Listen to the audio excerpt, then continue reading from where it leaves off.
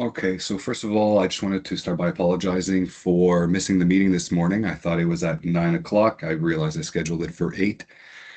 So my sincere apologies. I hope it went well.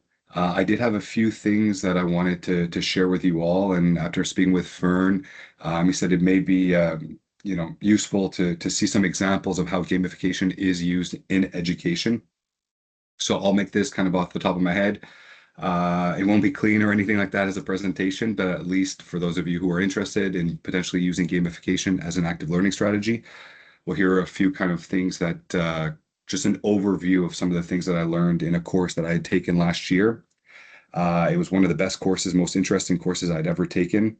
Initially, I had no real interest because I've never been much of a gamer, but I quickly learned that there's so many things that you can use with gaming or some things that we can learn from gaming to then apply to college teaching to use it as a pedagogical tool. So let me just share a couple of the resources and some of the things that I've seen. So first of all, like what is gamification? So that's essentially just the intentional use of game design elements in non-game learning contexts. Okay, these are things that we use to influence behavior, to increase student engagement, and obviously to get our students to achieve specific learning outcomes. So it's not about just having fun and playing games or doing a type of trivia night. Okay, this is a structured pedagogical design in order to again achieve behavior changes in our students and increase engagement. So usually some of the common elements that we'll have in gamification, there'll be like clear goals, there'll be clear constraints, there'll be clear rules, there'll be clear feedback loops. So something that's immediate to, and there's a visible consequence to either a decision or something that they have done. And then there's typically a progression. So for example, unlocking different levels or increasing difficulty. Okay, these it's a pedagogical tool that allows students to make decisions and immediately see the consequences of those decisions. So you can see how that can fit perfectly into a paramedic course. One of the other things that's great about gamification is it forces students to learn under pressure, which again, that's how humans tend to learn. And also that is perfect for how paramedics will need to apply kind of the concepts and the knowledge that they have in a, for example, time-sensitive situation. So I won't go into too deep in terms of the theory of it. I posted in our mastermind folder some of the literature that supports that, whether just gamification and healthcare education in general. So for example, here's the article, Gamification of Health Professions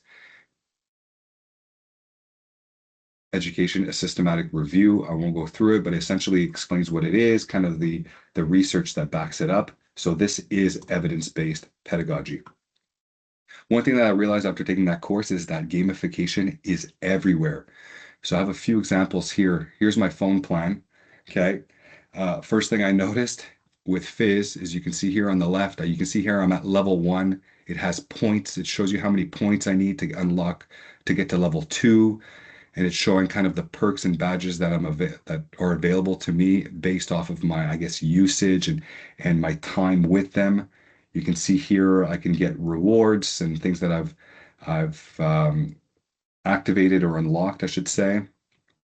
So you can see here is a perfect example of how a business has utilized gamification for me to stay, I guess, loyal to them and not go to another provider. So here's a simple example. Another example would be an exercise. Anyone who's, you know, not been super motivated to exercise.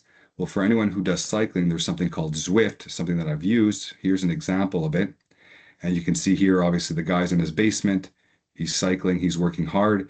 And that, again, that engagement comes from gamification design elements. You can see here, there's rankings. You can see there's a bonus time, there's things to unlock. There's feedback right away of how you're doing and your performance. I won't go through everything that Zwift offers, but it is a gamified exercise platform. So just another example of how gamification is used in a non-gaming context. Scarier is gamified war. So I saw this about 6 months ago, realized that it was gamifying killing people. So essentially, soldiers will get points, drone operators will get points for the number of kills that they do. And the more kills they get, the more points they get, or E points, so they can go and buy new equipment on this Brave One market, which is considered or called the Amazon of War.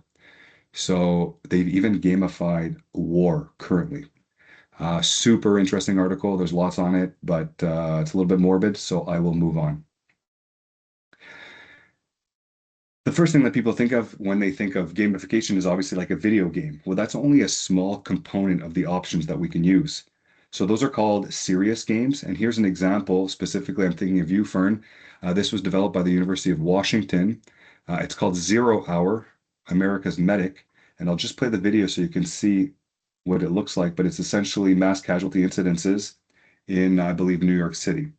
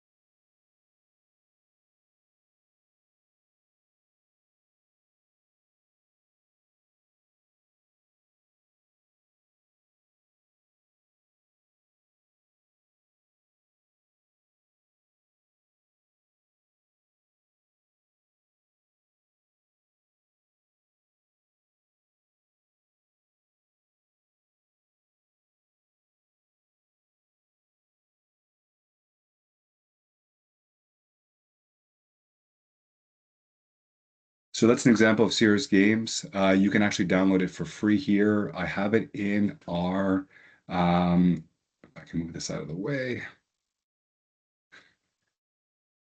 I have it here in our gamification links. There's other games for disaster management. There's even, here's another example of a serious game. This is just um, a game called Ambulance Life. Actually, there's videos on YouTube that I forgot to post, but essentially, it's not just about mass casualty and triage. There, you're going just like a video game, going, you're assessing a patient, you're deciding what interventions to do first. And when we're talking about sequencing or prioritization of tasks, this is an easy game, fun game that you can implement and use in the classroom as well.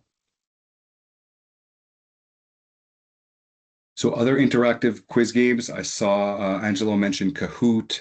We've used Mentimeter in the past too. So those are just fun games that students can do in the classroom. Then there's story-based simulation platforms, things like Twine, things like Classcraft. There's Zoonal or Zoonal. There's badging and achievement systems. This I've seen a lot in elementary schools, but Class Dojo, where you can assign points, give badges and rewards. Escape rooms, which I'll show you examples soon. There's Breakout EDU, Genially, ThinkLink. So a few examples there. I'll show you an example of an escape room that I actually used, that I created for that course. Again, has nothing to do with paramedic education, but you can see here how I used a Google form, or you can use Microsoft Forms to create a digital escape room. Okay, and this was to make sure that essentially the teacher had assigned us readings to do. They wanted to make sure that not only did we read the document, but that we were able to understand it and be able to then almost teach it to our classmates. So I called it the six chambers of escape ed. Had the instructions here. I used AI to create this like underground secret society type imagery where they had to go through several doors, and there was a reason why I chose that, which I won't go into detail right now. But essentially, this utilized storytelling with gamification, and essentially, um, in every room they had to either answer questions, figure something out, rank systems, do matching in order to escape that room and go into the next room. Obviously, they couldn't escape that room until they were all correct. So not only was this kind of an activity where it forced me to really understand the material to not only create a game for my classmates, but then it was a fun and engaging way. That was a fun way to engage with kind of a little bit drier material for my classmates as they worked through this digital escape room. So that's just another example of something I've created in the past. One that I never got to use, it was kind of just in the beginning phases, again, because I didn't end up teaching any pharmacology courses. But one thing that I had started to create was called the Zombie Medic, the Antidote. So this was an escape room and puzzle based learning game for students. You can see here that I specifically came up with the learning objectives, which is the first thing you should start with. So, for example, improve drug calculation dosages, drip rates, conversions, enhance pharmacokinetic, pharmacodynamic understanding, reinforce memorization of inclusion-exclusion criteria for medications, and develop critical thinking, problem-solving skills. So we did use storytelling again, which I love using whenever I can. So the whole premise here was that there's a deadly virus that's spread across the world, turning humans into zombies, and you are part of an elite paramedic squad working in an underground lab. Scientists have developed an antidote, but the only way to access it is by unlocking a series of pharmacology-related puzzles. Your mission is to solve these puzzles before time runs out. If you fail, the virus will eradicate the remaining human population. So it shows here, so my escape rooms, there's a few of them. There's the quarantine zone, there's the research lab, there's the chemistry vault, there's the morgue, and then there's the escape route, and that's it, exactly. And in each of these rooms, they're doing a task. So for example, they're given a drug concentration, a desired dose, patient weight, IV bag volume, and you can have fun with it too. You can either do it on paper, digitally, or you can actually do it in the classroom with cards. You can, yeah, I always imagine this if I had more time to develop it. There'd be an IV bag with food coloring and it'd be green, and that would be kind of the antidote that they're working on. And so there's different puzzles in there that they would have to solve. Again, I won't go into too much detail, but just to give you an example, they have to solve the puzzle to escape the room. There's so many ways that you can uh, organize this. So, for example, if it's a puzzle where let's just say and it's all drug calculations where you have numbers, well, maybe that first number of every drug calculation dosage gives you a number and is part of a key to unlock something to go into the next room, or to unlock either digitally where you can put in a code online, and there's things where you can do kind of a protection wall. I forget what it's called, but essentially it's a screen that appears that all you see is like the boxes to put in a code, and only once you put in that code you see what's behind that on another, for example, web page. But that can easily be at school with a box, a treasure box, something you get from the dollar store where they actually have to put in a code. So you can do this in so many different ways. And if you look up like puzzle mechanisms, there's so many different types of puzzles that you can create. Okay, so here's just another fun example. And some of the game mechanics that are in here is time pressure, progression. There's tools and props. These are what we call uh, artifacts. So in gaming kind of lingo, they will be called artifacts. These are all things that are included that you need for students to engage with the game. You can have artifacts can be, for example, written or audio narratives, virtual patient cases. They can be a PCR. It can be a patient's chart. It could be any document, whether digital or kind of in person.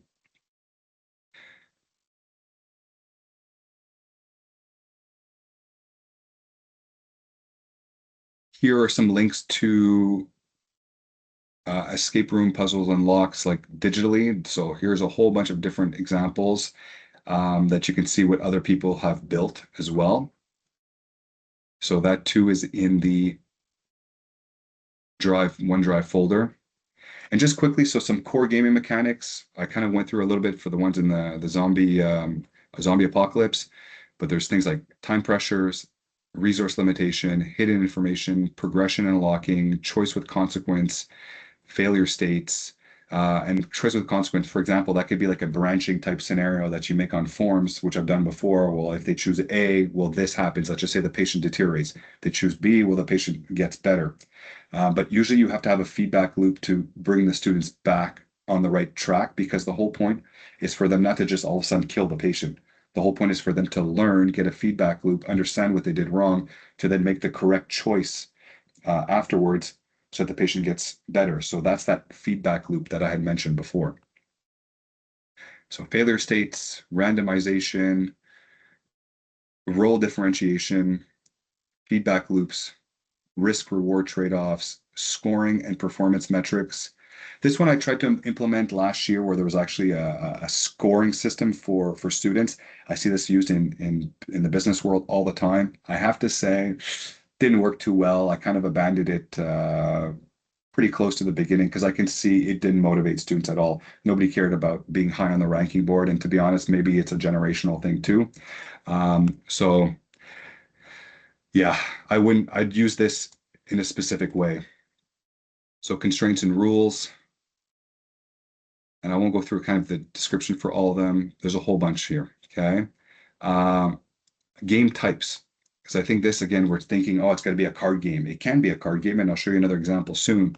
But there can be just puzzles. So either logic problems, pattern recognition, decoding. Okay. And here are some examples of how it could be good for. So clinical reasoning or diagnostics or ECG interpretation. Escape rooms, which I've showed you a couple of examples now, where there's either a physical or digital space with locks and clues, and students have to progress through them. There's card games.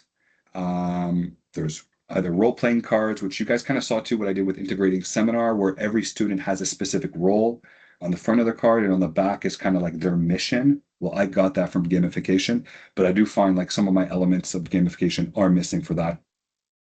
Um, these are great for like learning protocols, learning about biases, decision sequencing. There's board games. There's Jeopardy style quizzes, which we've all used in the past. I'm sure when we play the Jeopardy game, I think Marty still is employing that strategy. So that's a perfect example of gamification. Then there's simulation games, and I would love to hear about Andrew because he had, and you can ask him about it in his trauma course. He did like a head-to-head kind of competition game related to trauma and applying skills in the trauma context. So speak with him if you want to know a little bit more about what he did. Role-playing games where players adopt characters with abilities or constraints. So you can see how this can closely fit to simulations that we do, but then maybe just missing a few little gamification elements. Scenario-based branching cases, kind of choose your own adventure. I think most of you remember the storytelling project that I worked on where it was a choose your own adventure and it was the whole diabetic versus a stroke and what would happen depending on, and I used Canva for that. I used Canva and students would click a decision, and that decision would obviously lead to an outcome, whether positive or negative. But again, I had incorporated that feedback loop to say like, oops, this happened, but you missed this, and this is why. Return to your initial decision point, and then it would go back, and then they got to make the right decision. So video games are what we call serious games. I showed you a couple of examples of that. There's mobile or web-based games, things like Quizlet and other digital products. There's tabletop exercises. Again, I'm thinking about triage and what's done in crisis intervention or soon to be exceptional situations. Relay challenges. This could be really fun too in class where like students have to do sequential tasks in teams. And obviously it's a relay race. So the first one to finish all the tasks wins. Something really easy to incorporate in a lot of our courses or labs. Competitions and tournaments where students, again, the gamification element here is the competition, but also there's scoring. But see, this is where it is. This is where I went wrong kind of with the scoring last time. Needs careful psychological safety. I I think some people weren't feeling engaged because they're like, well, I'm not doing well at all. So you know what? I'm not going to participate at all. So like I said, that be very careful with that one. Mystery investigation games. Oh, and back to the RPGs. I think that's where the role-playing games. I'm assuming that's what Iggy's Dungeons and Dragons idea was. So super, super cool and super interesting. Trading or negotiation games, physical challenge games, or you can do hybrids in there, like you saw before, incorporating storytelling with, let's just say, an escape room. So these are what we call, there's different game mechanics, and then there's gaming kind of strategies. Another example here is that was developed. Actually, I think I have a better visual here. So this was a pit crew card game. Okay, almost like imagining like a pit crew in a race. Won't go through here. There's a video that you can click on. It is a game-based simulation. It was a card game. Each crew member, so they were all in teams. Each crew member received a card, and on the front, for example, it said SS Airway, and on the back, it kind of had your result of that. And in there, they had to essentially prioritize their sequencing of interaction of actions. Okay, so assessment and treatment strategies. So they did research this. It definitely found that it increased engagement, definitely had increased early learning outcomes. So here's an example of a card game, and here's kind of the research that backed it up.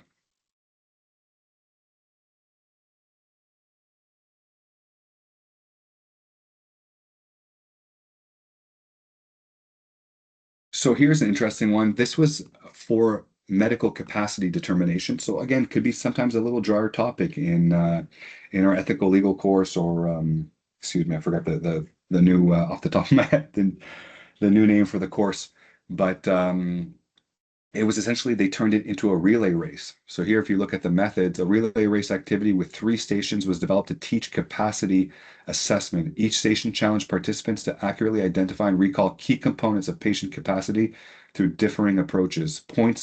Were awarded. Um, Points were awarded.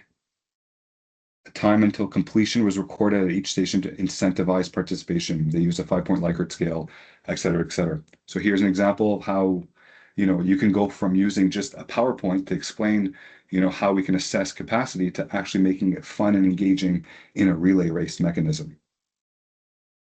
You can do treasure hunts.